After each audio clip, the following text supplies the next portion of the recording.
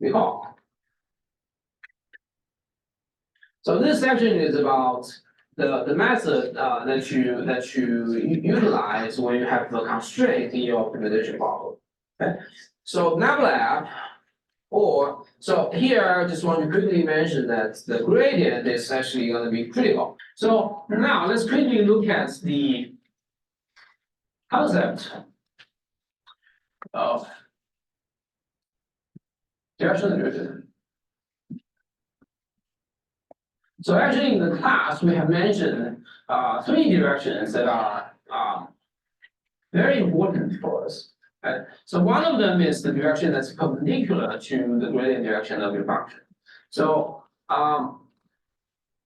when let's say the gradient function, the gradient direction is this direction, MATLAB, okay, but then if your direction u that is perpendicular to this gradient direction, then that's actually the direction at which your directional derivative is zero. Okay, if MATLAB and u are perpendicular, this tells you the dot is definitely going to be a zero. Okay, so this is the direction along which you are staying on the level curve, right? So basically, this just tells you, okay, oh, walking along this direction of u slightly, then the functional value of f doesn't change. Okay, so you're staying on the same level curve. C equals f, a little f equals to some constant. Okay, so. And then we also know that, okay, if your direction u is going along the direction of MATLAB, then that's saying our function output is increasing the most rapidly. Okay. So that's something we also know. So let's say this is u, it's MATLAB. Okay. So here, if and it needs the figure so that I can put something else on the right hand side. So if the number f and u are the same direction,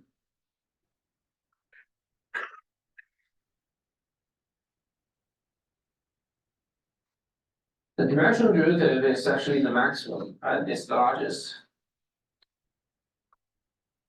That just tells you if you walk along the direction of u, which is along the direction of MATLAB, your function is increasing the most rapidly. And if you have the opposite direction, like this.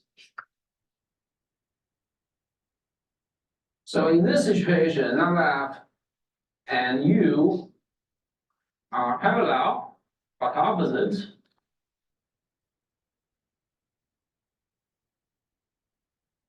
But of opposite direction.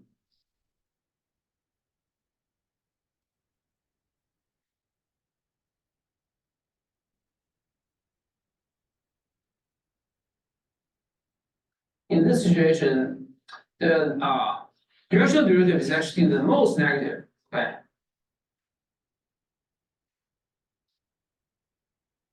It's the most negative. Or you can say it's at the minimum. Okay, so, here the minimum is just negative. So these are the three directions that we actually talked about explicitly. But then, okay, you can say now the direction u is actually a free direction that's just within a two-dimensional space, or even in a high-dimensional space that is just a unit vector, right, with arbitrary direction. Then actually we know something that's going to be helpful if we are doing the maximization or minimization. So think about the meaning of the directional derivative. This is the direction along which so the directional derivative is you choose the direction, okay, and then that value just say, okay, if you walk along that direction, how your function value will change. locally, right? So if you want to decrease the function value, what do you need to do? You just need to make sure that the directional derivative is negative, right? So if you think about the definition, the directional derivative is the gradient, which is that black vector that's just pointing to the upper left side of the screen. That's equal to the this vector dotting with u, right? So as long as your directional derivative is negative, that tells you looking along that direction, your function value will slightly decrease, okay? And by definition, this part equals to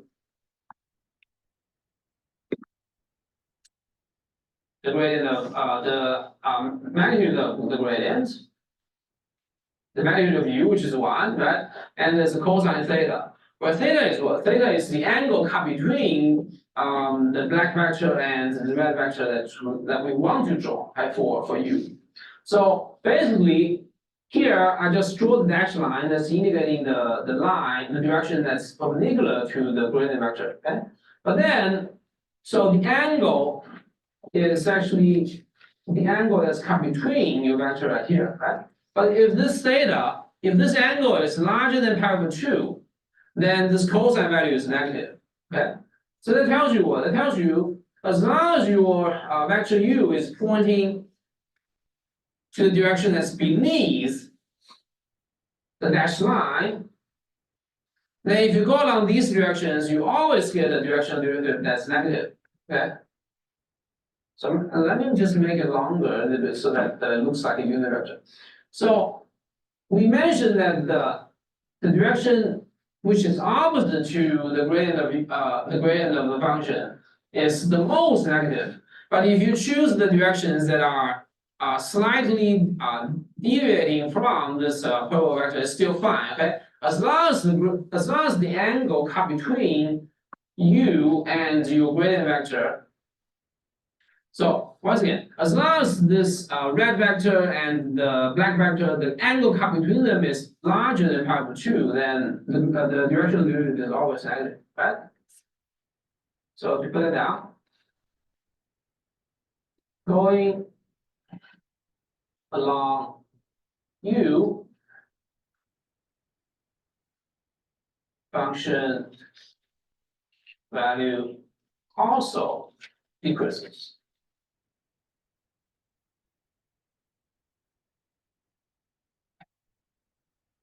So just if you want to minimize the function f, right, then as long as you go along directions like these, you are slightly decreasing your functional value.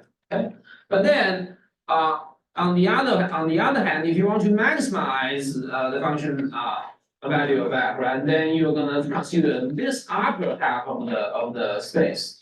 Okay, so if you angle cut between the unit vector and your black vector, if the angle here is acute, right, it's less than pi over 2, then you're actually slightly increasing your function. Okay? So the gradient direction is a special direction that is the most positive, has the most positive directional derivative. But then as long as the angle theta is less than pi over 2, then you're increasing your function value. Okay? So this is actually a very important observation that's helping us to achieve extreme values in constraint optimization. Okay? So we have learned that we should look for critical points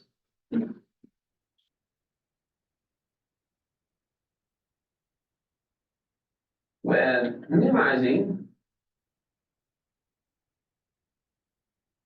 f. So here, the question within this section is, what if we need to minimize f of xy, but we have a constraint, okay? What if we need to minimize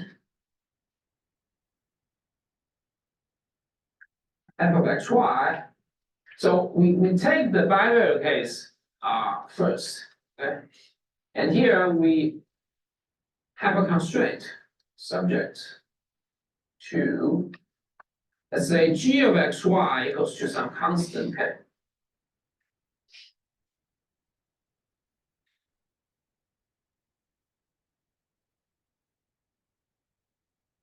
Or in the bracket, I'm talking about the general case, or more generally,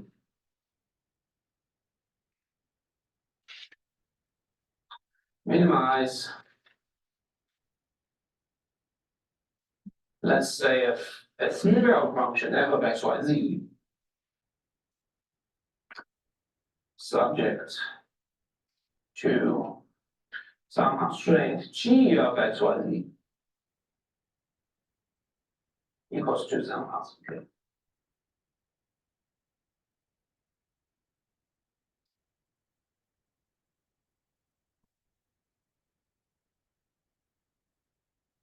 Or with even more variables.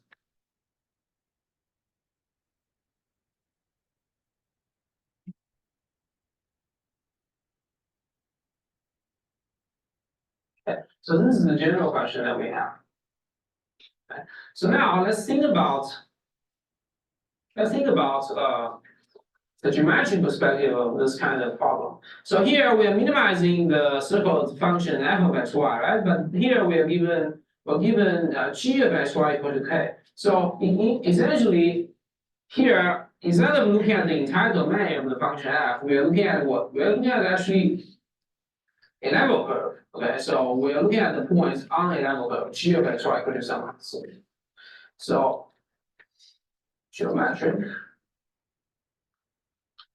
point of view. So here in a figure that I'm going to establish right now, so we will have to illustrate two functions in terms of x and y. Okay. So there's an f, which is the objective function which we want to minimize, and there's another function g. Okay, so let's put them in different counterterms. So let's say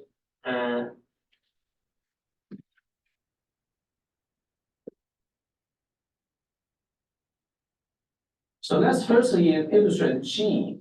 So g equals g of x, y equal to k. So this is a specific counterterm. But let's say we have a few of them. So basically, let's say this is g of x, y equal to 2.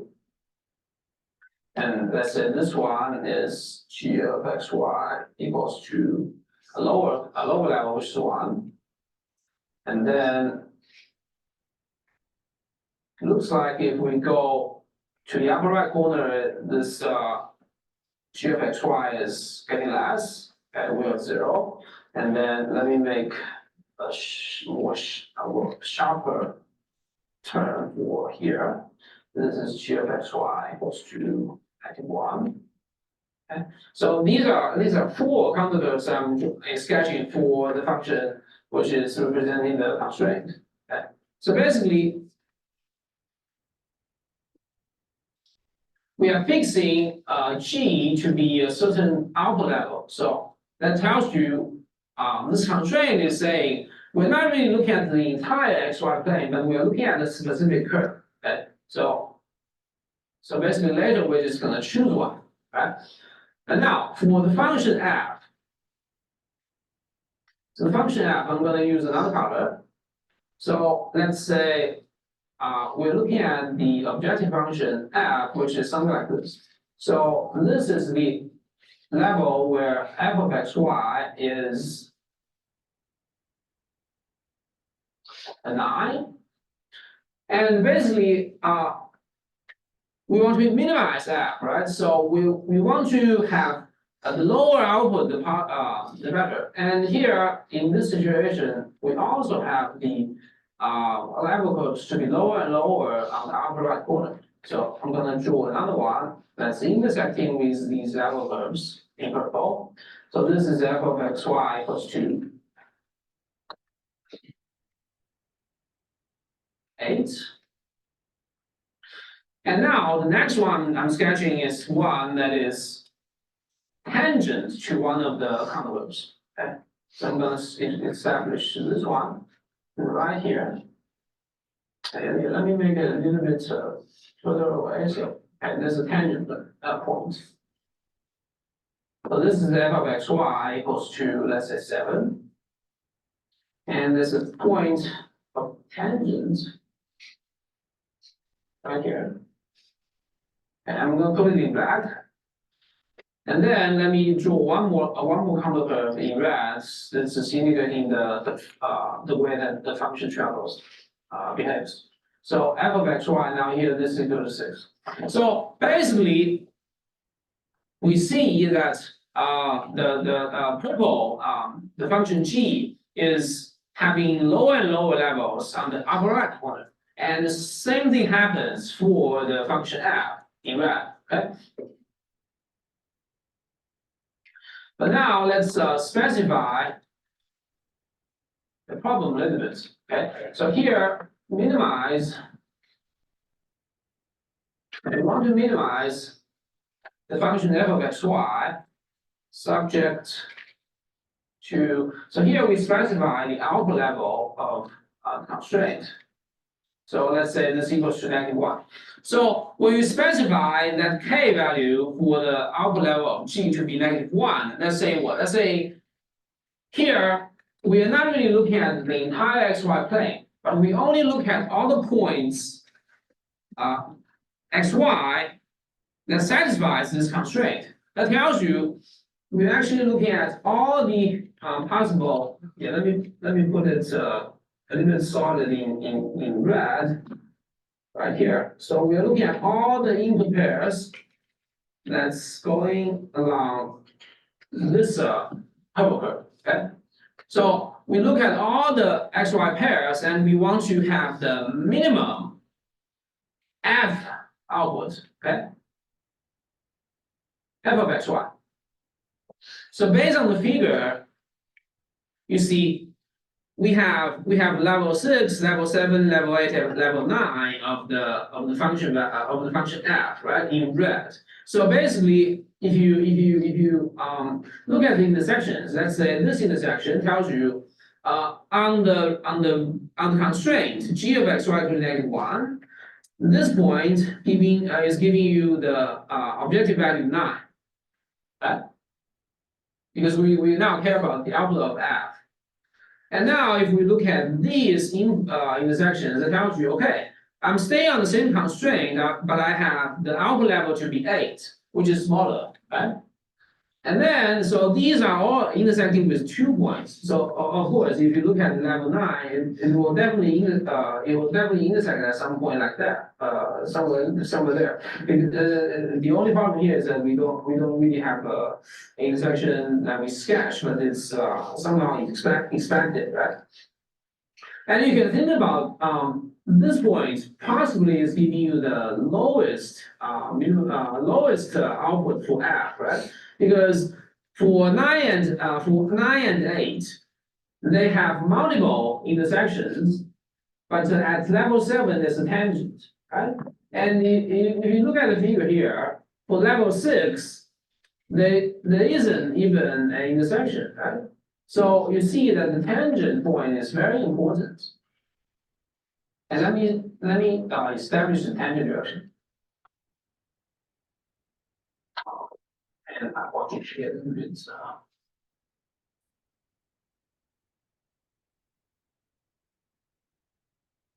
Okay, so this is okay. This shows you the tangent the tangent direction of these constraints and the output level f of x y equal to 7. They actually have tangent at the point. So what does it actually mean? So when you think about the tangent direction, so f and g, they're sharing the same tangent direction. It tells you, so if you want to draw the gradient direction of, let's say, g, so the gradient of g tells you what? The gradient direction tells you, of course, it will be perpendicular to the tangent.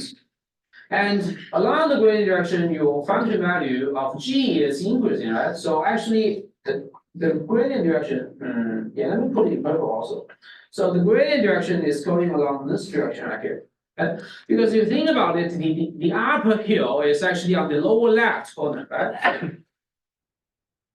So this is nabla G of x0, y0 if we call the point x0, y0. Okay, so let me also label the point x0, y0. That's our point tangent right here. Okay. So we know that this purple gradient direction, this is the gradient direction of little g, which is pointing to the lower left corner, and that's where your function value of g will increase the fastest. Right? And now here we want to, since we want to minimize little f, right? We actually care about the negative gradient direction of little f. And that's the direction along which your function f is decreasing the fastest, right? And now we see, okay, the pattern here just says, okay, we are going along the upper right corner to decrease the function value of f, right? So here we actually see that the gradient, the negative gradient direction of little f, the direction that you want to travel to decrease the output of f, that's actually opposite to the gradient direction of g at a point. Okay, and still, yeah, that's perpendicular. Okay, so this is actually a very important observation in the geometric sense. So, the first way that we establish the black point and its tangent is that if you have more than one intersections, then that's not really giving you the minimum outputs for little f, right? That's one thing. But now the second thing is that now they're sharing the same tangent line. That tells you what? That tells you the gradient directions are somehow either parallel or opposite. Okay. So in the figure here we have the gradient of g and the negative gradient of f. They are actually exactly opposite. Okay.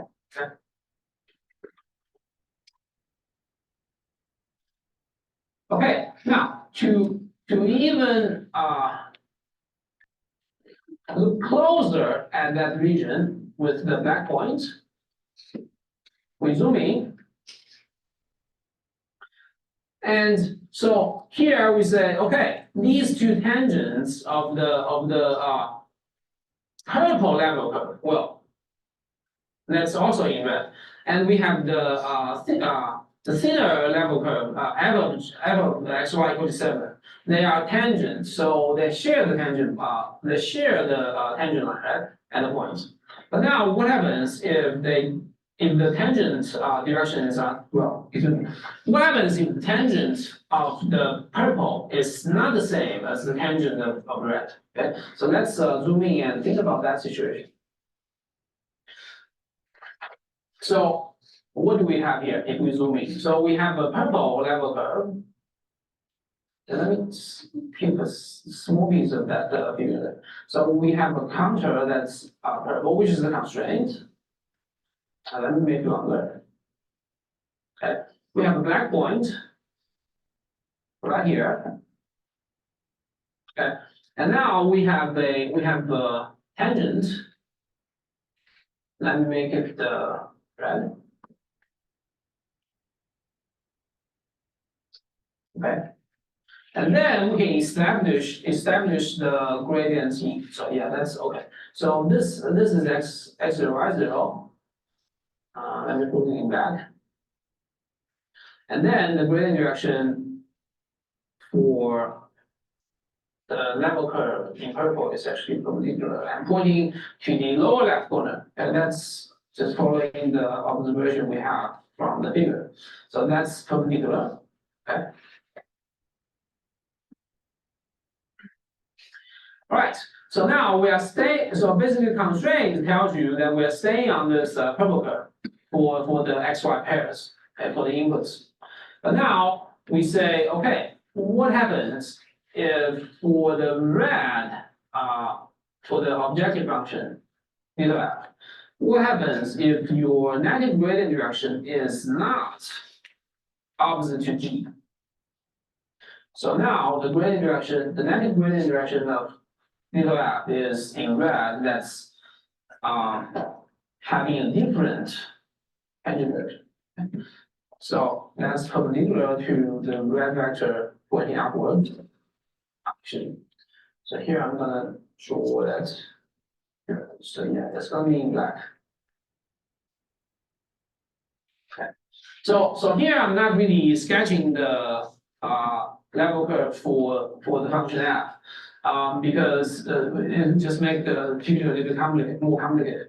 But now I just want to mention the fact here that now at the black point, the level curve for G and F, they do not have the same pendulum. Okay. So now, based on the observation that we have from a little bit earlier, if your direction u along which your input changes is having an acute angle to this vector, then along that direction your functional value would slightly decrease. Okay? To make it more specific, so within this half plane, the unit vector u is going to be having an acute angle to the red vector. So along that direction, your directional derivative is negative. Okay. So that tells you what? That tells you I can choose a point that's close to black, right here. So if I choose this point, let me draw that direction. If I do this direction, okay. So if I choose this black vector as the direction along which I'm traveling, we know that this angle is less than pi/2. Okay. So here the directional derivative along this u is going to be negative. Okay. So this is u. That tells you what? That tells you if you walk along this direction slightly, your function little f is going to decrease, right? But now, if you go to that black point right here, you are still staying on the same counter curve. Okay, so it tells you what? It tells you you still satisfy the constraint, but your functional value of f is slightly decreased. Okay. So this gives you a lower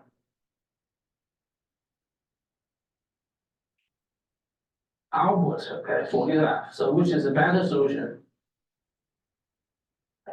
than x0, y0. Okay.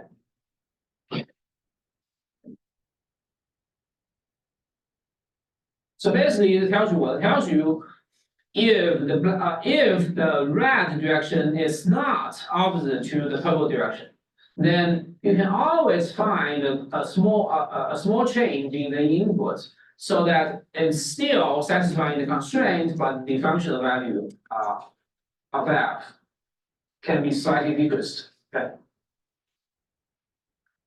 So basically, let me put down firstly, let me make a little more space for this figure, and also I want to give a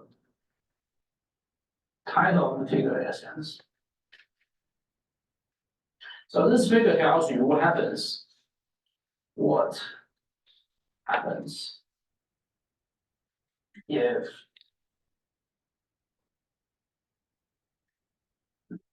the negative gradient direction of f is not opposite to gradient direction. So you see that somehow to obtain a minimum point in black, you need these two vectors. You need these two vectors to be opposite. Okay. And same phenomenon.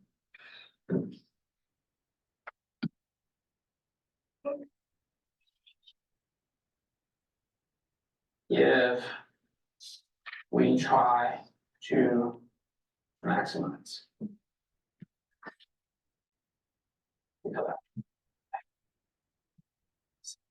So actually, if we have a maximization, then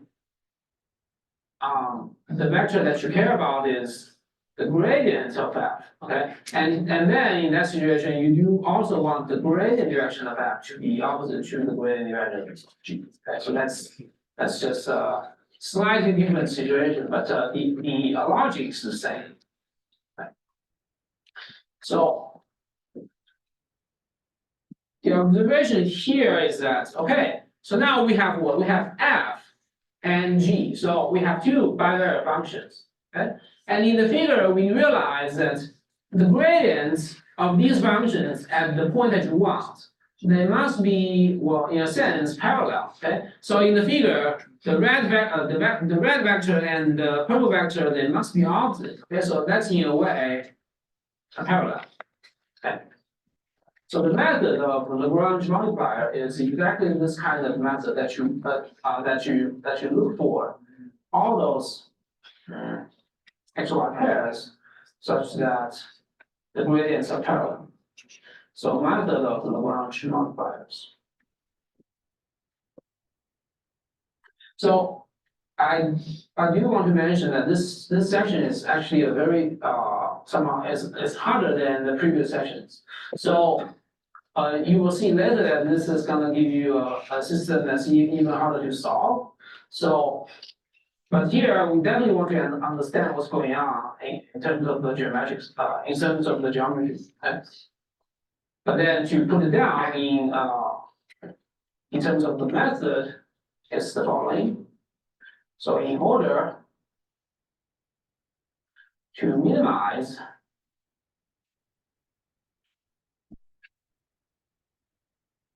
or maximize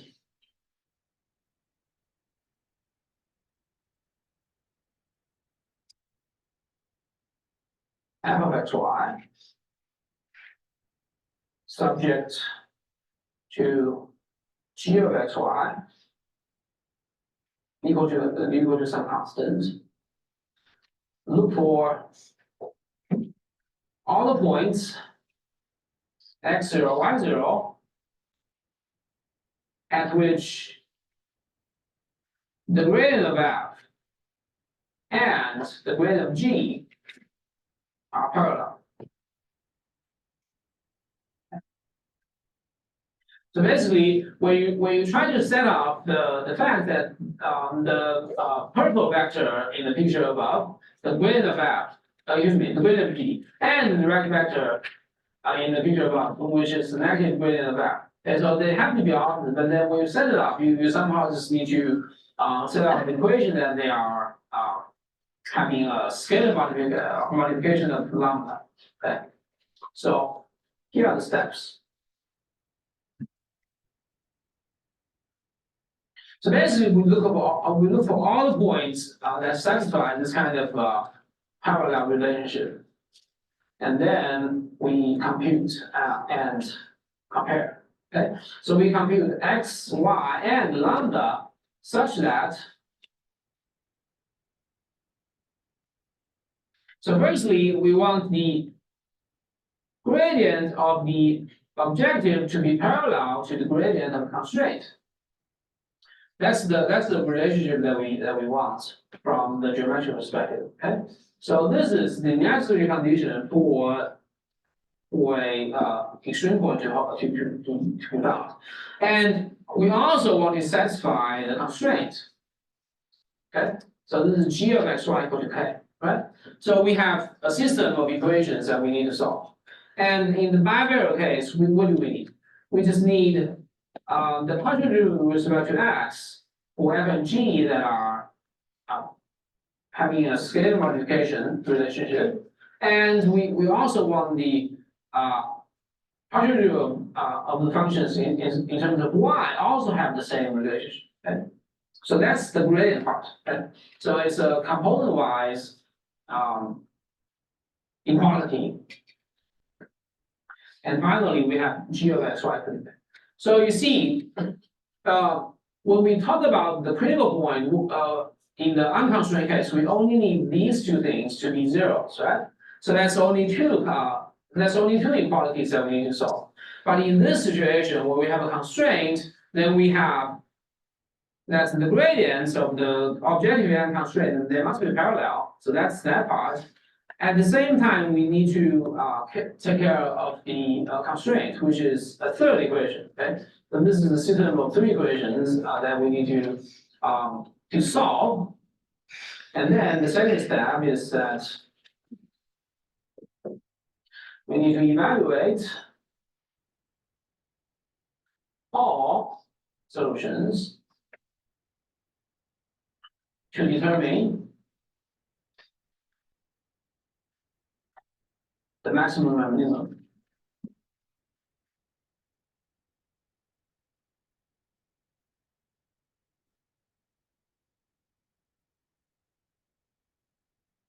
Okay. And indeed, to compare all the solutions and determine the largest or the minimum, so this is not necessarily easy. Okay.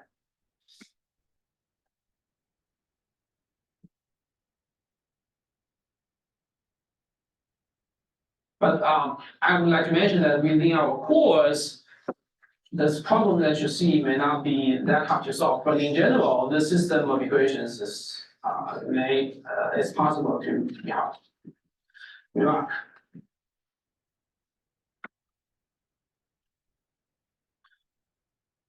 Such method can be extended to 3 or more variables.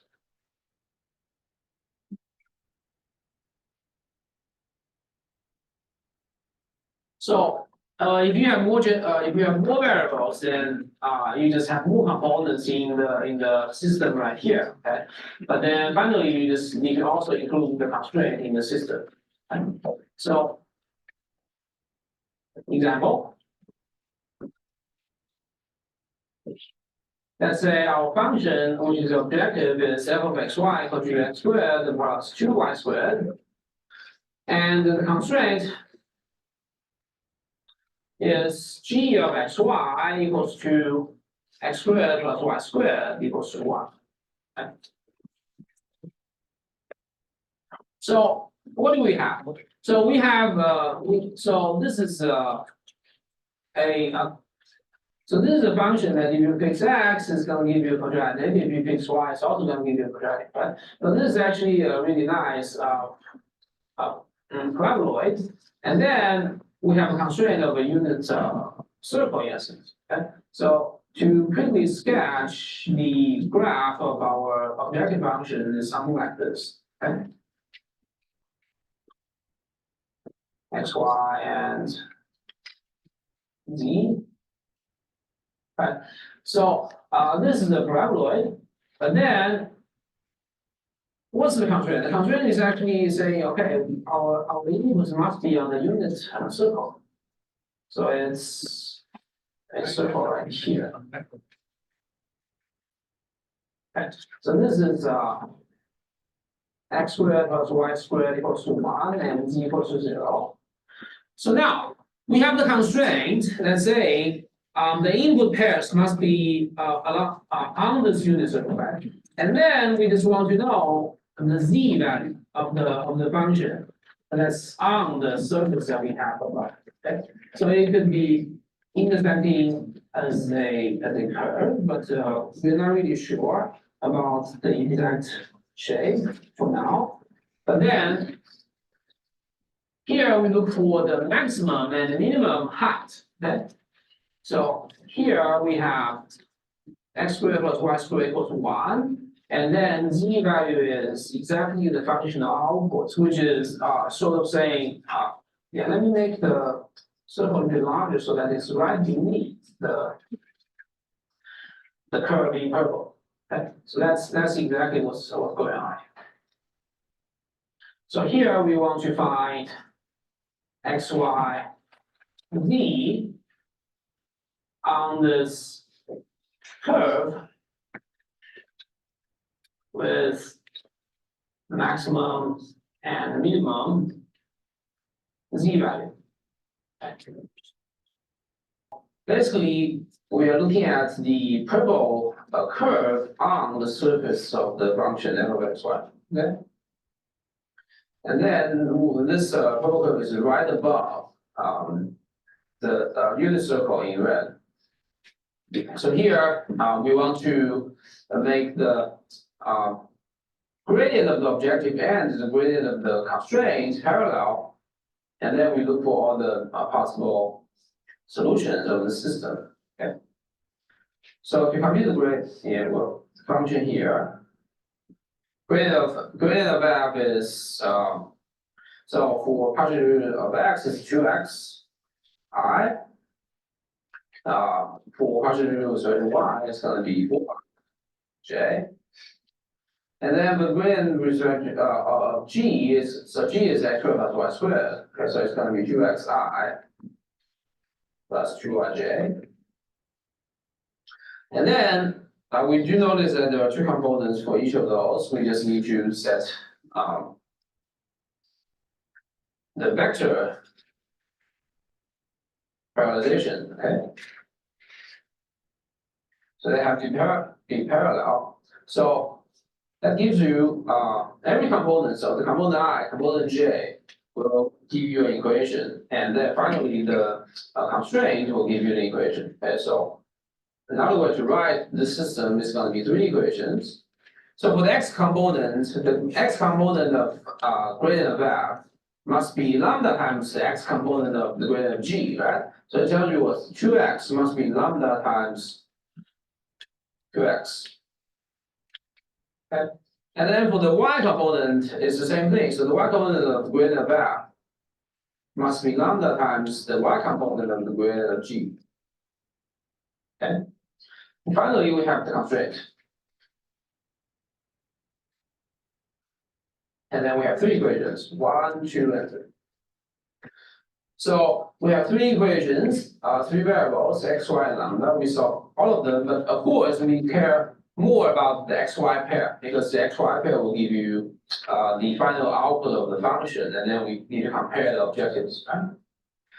So let's see. So if you look at equation 1 and 2, it seems like x is correlated with lambda, but there's something that you can factor. Okay, from equation 1. We know, so you can cancel out the 2 on both sides, so it's x equals to lambda x, right?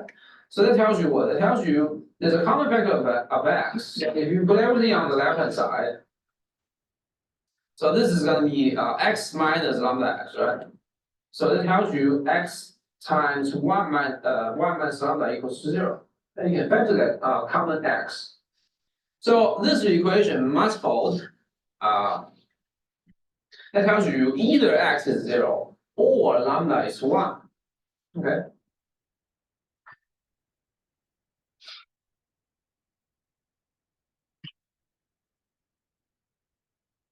Hence, either x equal to 0 or lambda equals 1. Okay. So now we see either x must be 0 or lambda equals 1. So these are 2 cases. Okay, these are the only 2 possible cases that that gives you solutions to this system 1, 2, 3. A system of these equations. And then that's all the information that you get from equation 1. And then we play with equation 2 and 3. Okay, so of course, if you choose x equals to 0, then it's not really straightforward to get into equation 2, because equation 2 is about lambda and y. So of course, we look at equation 3. And then for lambda, it's the same. It's a similar logic. Right? So lambda equals 1. That's the case where it relates to equation 2 instead of 3 directly. And so that's 2 cases that will be treated differently. So this is why this course is in a sense much harder than Calc 1 and 2, because these are combining a lot of information from something you have learned a little bit earlier. So I don't think this is a material. So solving a system equation is more related to like linear algebra, but it's fundamental linear algebra. So case one, when x is 0. So I think when I taught pre-calculus, this kind of thing is also some required material, but that's kind of like a high school stuff. But equation when x is 0 by equation 3, like we mentioned, when x equal to 0, we directly get into equation 3. That tells you what? It tells you y squared must be 1. Okay. So now x is 0, so y squared must be 1. So that tells you y must be either positive or negative 1. So we see, okay, x has only one value here, but y has two possibilities. Okay.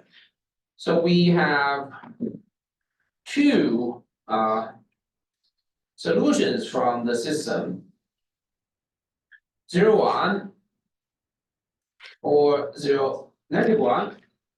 Okay. So these are two possible solutions out of case 1. Any questions so far?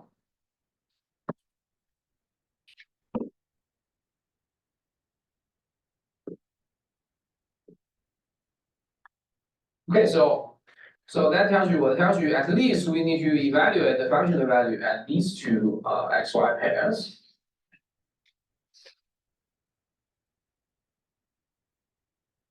And then there's other possibilities as well. So case 2.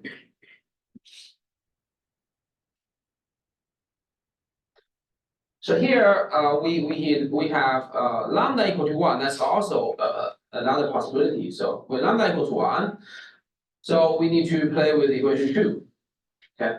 So equation 2 tells you what? Equation 2 tells you by 2.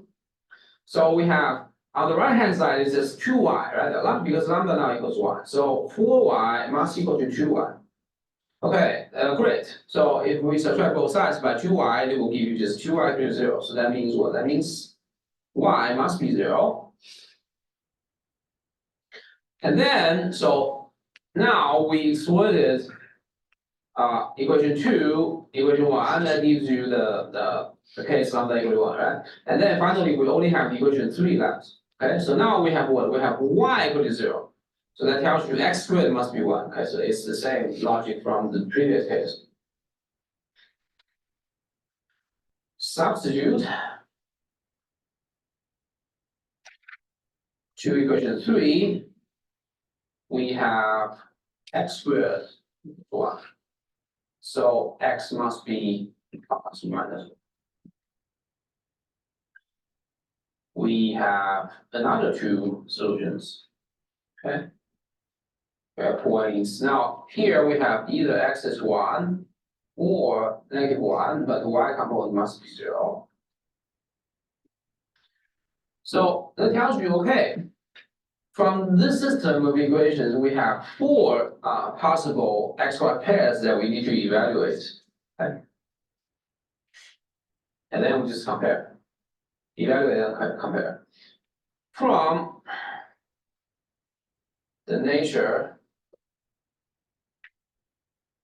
of the problem,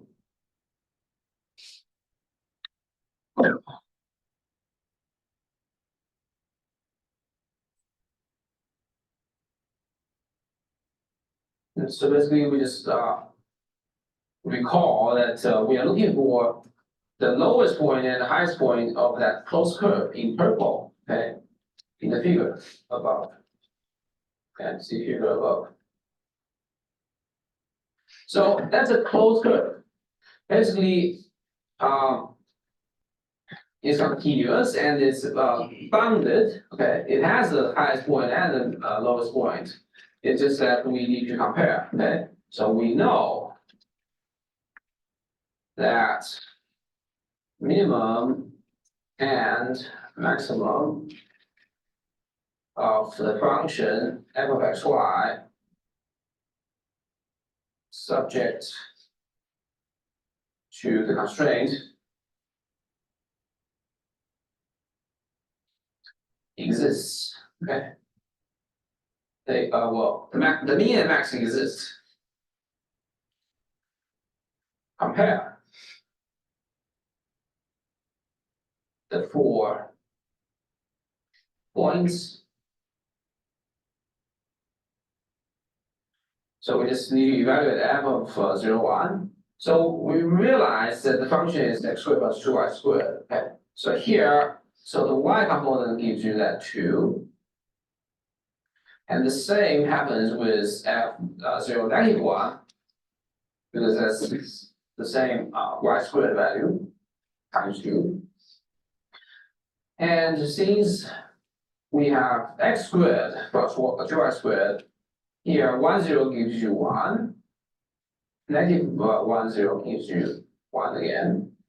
Okay. And then, okay, we see we have two outputs of 2, that they are the maximum, and the 2 values of 1. And those are minimum. So 0, 1 and 0, negative 1 are max.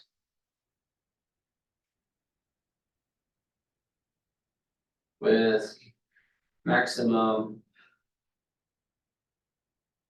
value 2,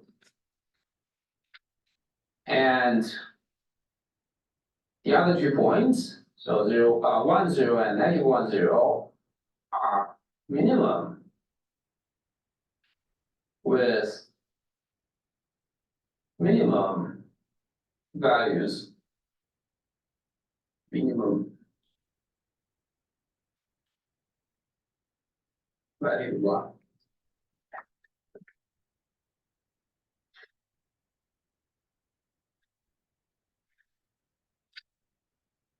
So that's the conclusion here. So you can see in this situation, in this example, although the constraint and the objective, they are relatively simple, but still we could end up with non-unique minimum and maximum. Okay. Any questions?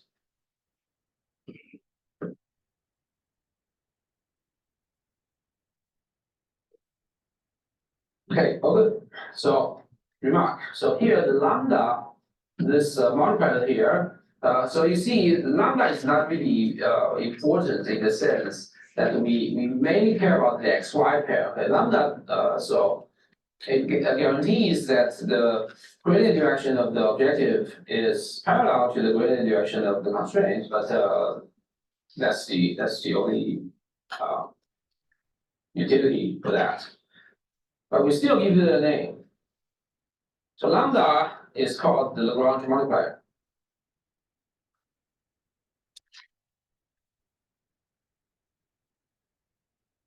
Which is the title of our section here. So this kind of process is highly critical, very important in the field of optimization. So the method of Lagrange multiplier is critical in constraint optimization. Okay. Now let's look at one more example. So so this is the example that we have seen from the previous section, So let me change by copying that problem statement from 15.7. So it's that box without the lid. Okay. So we just so in the prior approach is that we rewrite the constraint. So this question, okay. So we rewrote the equation 1 in this constraint to solve for z, and then substitute into the volume x times y times z. Right? But here we're going to do the constraint optimization approach using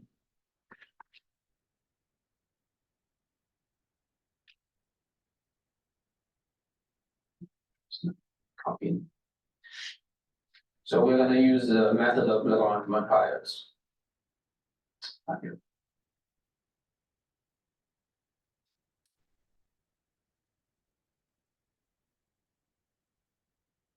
So basically, it's a rectangular box without the lid is made from 12 meters squared of a cardboard, and then so basically there's no top, right?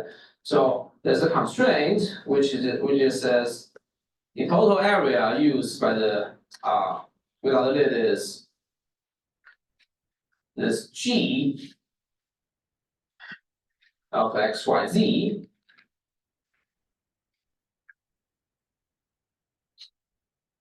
which is just the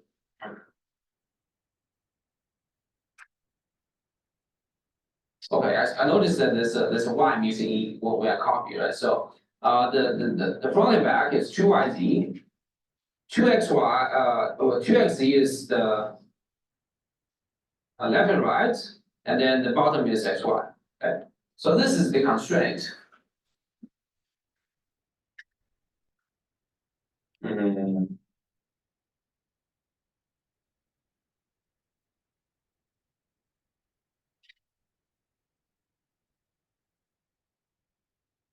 So here we need to maximize the volume V of XYZ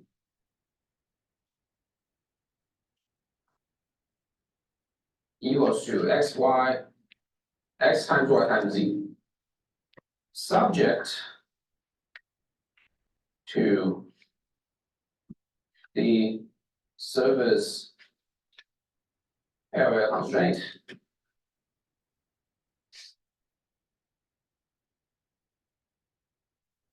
G of XYZ equal to 12. Okay.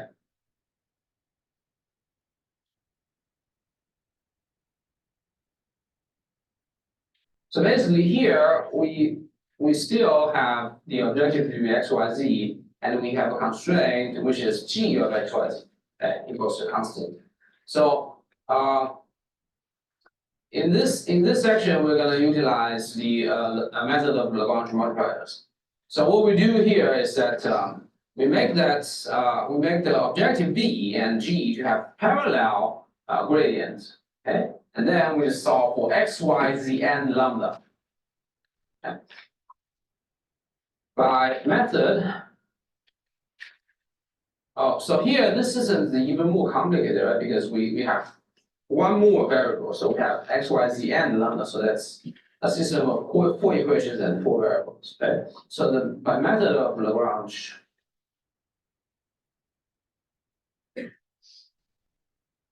multipliers,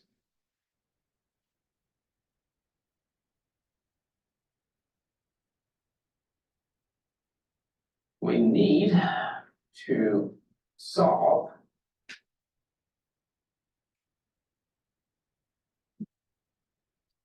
X, Y, Z, lambda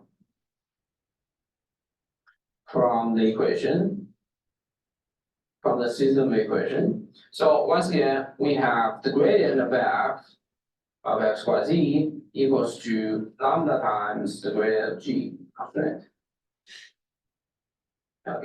So it's V, right? So the objective is V.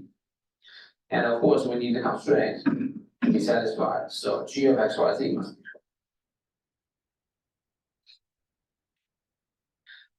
All right, now the next step, we just compute the gradient. Okay, so that will set up 3 equations. So here,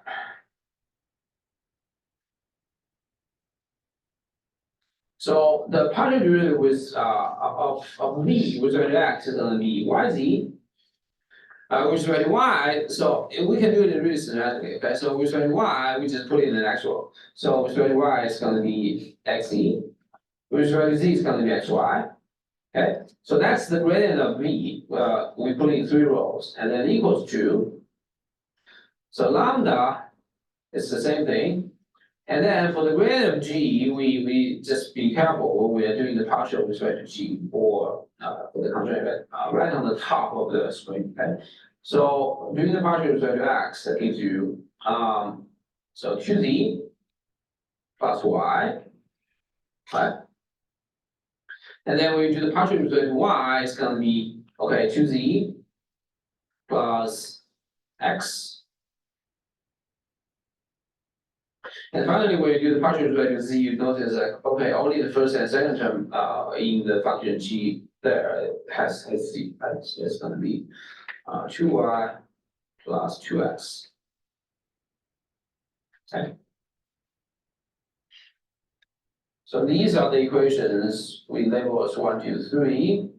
And of course, the last one is the strength. So we can rearrange the terms a little bit so that it's xy plus 2yz plus 2x. Okay. Let's try. Right. So by looking at the problem right here, one thing we need to mention is that x and y they are the variables that are interchangeable. Okay, so if we think about it, the problem here. So if we go back to the figure, so only the top is missing. Okay, so the top is missing, but x and y, the length and the width, they are interchangeable. So that tells you this system is actually really symmetric. Okay, so what it means is that for the two equations right here, if you replace y by x in equation 1, you'll get equation 2. Right? And if you replace x by y in equation 2, you'll get equation 1. So that's exactly what that means. And then in the third equation and fourth equation, you can see that if you interchange x and y, you'll get the same thing itself. Right? So so that tells you in this system you can expect that x must be y, which matches the conclusion that we have from the previous section when we did this example last time. So yeah, well, there were a lot of tricks when you try to solve this system of equations. So I would say this is not really required in a first month's question in the exam, but somehow you do need to know how to play with this. As a very important topic of the course. Okay? So now, value observation that we mentioned just now, equation 1 and 2. What do? We just do the subtraction, okay, between these two equations to get a difference between x and y. Computing 1 minus 2. So here we just do the subtraction of the left-hand side and the right-hand side respectively. Okay, so the left-hand side gives you y z minus xz, right? So it's just y minus x times z. And we can factor out that z that's in common. And same thing happens with the right-hand side because in equation 1 and 2, lambda is common in the right-hand side. So that equals to lambda, which is common, and then we have what? We have 2z plus y. So yeah, let me put a square brackets so that it's larger. And then I have the right hand side is 2z plus y minus in equation 2 is 2z plus x, right? And you do notice that 2z will get cancelled. And then on the right hand side, in the end, you will get lambda times y minus x. Okay? So you notice that, okay, I have the expression y minus x on the left hand side and y minus x on the right hand side. So that's pretty nice. So this is some expression that you can factor. Okay? Thus, we can move everything to, let's say, the left hand side. So y minus x times z minus lambda times y minus x equals 0. Or equivalently, now you can factor y minus x, okay? And then you have z minus lambda that remains. And the whole thing equals to 0, okay? So now, once again, you have a product of two expressions, and the product is 0. So it tells you either one of the expression is 0. Okay. So either y equals x or z equals lambda. So once again, we have two cases. So that's good.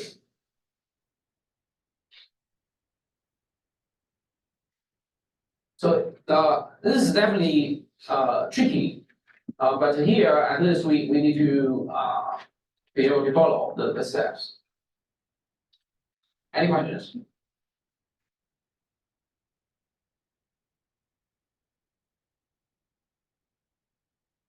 Okay, so if there's no question, then what do you think we should do now?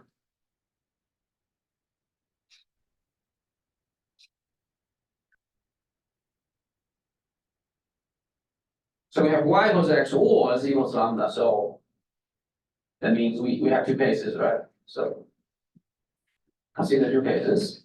So, well,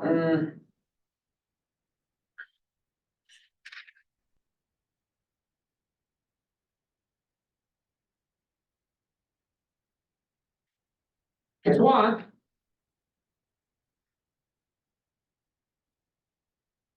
so y equals x, and case two, z equals lambda. So, so here, although this is a very interesting system of equations, and we can continue playing with this, but I just like to quickly mention that since this is not required, then this is something that's of personal interest. So, spend some time to solve it yourself, and I will post the steps to utilize these two cases and solve for the x, y, z tuples. Okay, but it's not gonna be the in-class material. I would like to quickly mention that this case too is a little bit easier because we also need to realize that we have the physical nature that x, y, z, the solution that you want must be positive. So within the process, you can discard certain solutions. So let me quickly mention, let's say for case two. Okay? So for case two, you have z equals lambda. So that tells you z must be lambda right here and right here. Right? So, and if you cancel out the lambda on both sides, you will actually get what? Y equals to 2z plus y from equation one. And x equals to 2z plus x in equation two. And actually, they would not really hold if you have a positive x, y, z values. So essentially, case two will not really give you any reasonable solution. But the details we will give the steps a little bit later. So noting that x, y, z must be positive. Only solutions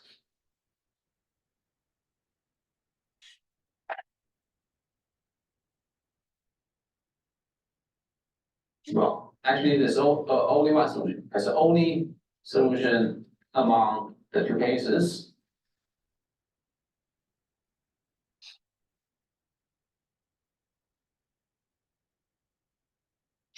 Is x, y, z tuple equals to 2 to 1.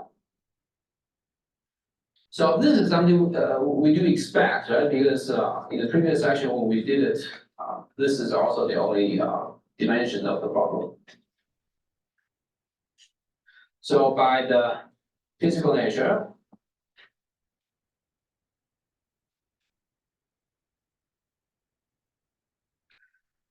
of the problem,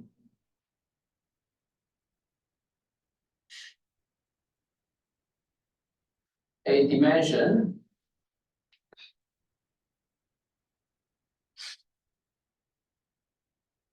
XYZ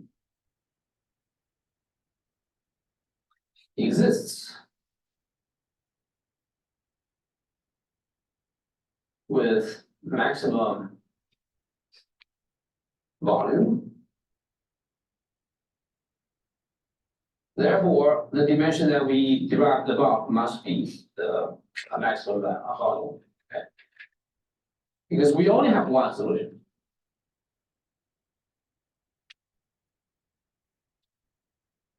Maximum is achieved at this tuple 2 to 1.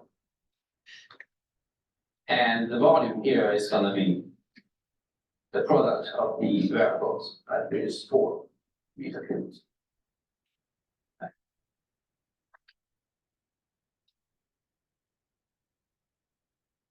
Remark.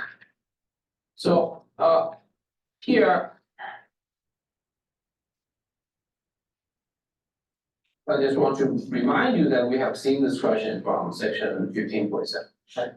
We have similar solution to the same problem for the same question in section 15.7 previously.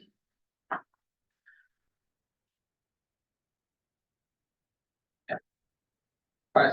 So basically, the trick here is that for whatever solution that you have in the two cases, if there's any zero that you solve from x, y, z, then just throw that away. Okay. Every solution has to be positive. So eventually you will get only one solution. And indeed, this is a system of equations that's not really linear. So this is definitely a tricky thing. So although it's a really important topic, this method of Lagrange multipliers, but this is essentially not that required. Okay. So basically, when you look at the MATLAB questions, they are probably much simpler in a sense.